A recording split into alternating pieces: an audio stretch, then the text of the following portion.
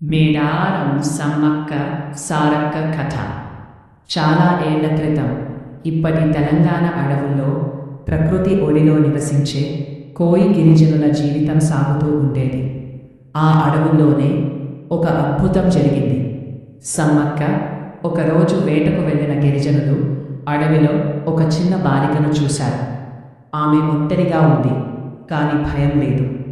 ముఖంలో దైవిక కాంతి మెరుస్తోంది. ఆ బాలికను గ్రామానికి తీసుకువచ్చారు. ఆమెకు పేరు పెట్టారు ఎగా సమ్మక్క. సమ్మక్క చిన్ననాటి నుంచే ధైర్యంగా మాట్లాడేది, అన్యాయాన్ని సహించేది కాదు. గిరిజనుల కష్టాలు చూసి వారి కోసం నిలబడేది. అందుకే కోయి గిరిజనులు ఆమెను దేవతలా భావించారు. సారక్క. సమ్మక్కకు ఒక కూతురు పుట్టింది. ఆమె పేరు సారక్క, సారలమ్మ. సారక్క కూడా తల్లిలాగే ధైర్యవంతురాలిగా ఎదిగింది. తల్లి కూతురు ఇద్దరూ ప్రజల కోసం జీవించారు. అక కాకతీయ రాజుల అన్యాయం. రోజుల్లో ఈ ప్రాంతాన్ని కాకతీయ రాజులు పాలించేవారు. వారు కోయ గిరిజనులపై భారీ పన్నులు విధించారు. పేద గిరిజనులు ఆ పన్నులు చెల్లించలేకపోయారు. సమ్మక్క రాజుని కలిసి ఇలా చెప్పింది: మేము అడవిలో బతికే ప్రజలం, మాపై ఇంత భారం మోపకండి. కానీ రాజు వినలేదు. అన్యాయం ఇంకా పెరిగింది. అన్యాయాన్ని భరించలేక సమ్మక్క సారక్క కోయ గిరిజనులను ఏకతాటిపైకి తీసుకొచ్చారు. ఇది రాజ్యం కోసం కాదు, ఇది న్యాయం కోసం పోరాటం.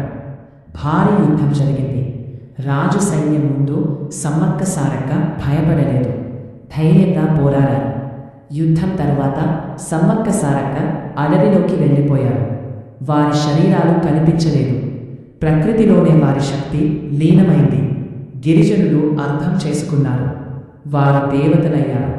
వారి త్యాగాన్ని గుర్తుగా మేడారం అడవిలో ప్రతి 2 సంవత్సరాలకు ఒకసారి సమ్మక్క సారక్క జాతర మొదలైంది.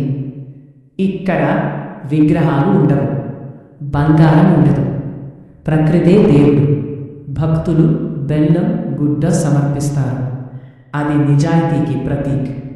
ప్రపంచంలోనే ప్రత్యేకం.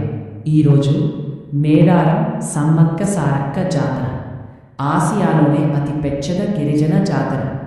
కోట్ల మంది భక్తులు దూరదూరాల నుంచి వచ్చి దేవతలను దర్శించుకుంటారు. సమ్మక్క సారక్క విగ్రహాలు కాదు, వారు ఒక భావన. అన్యాయానికి ఎదిరించిన ధైర్యం, ప్రజల కోసం చేసిన త్యాగం.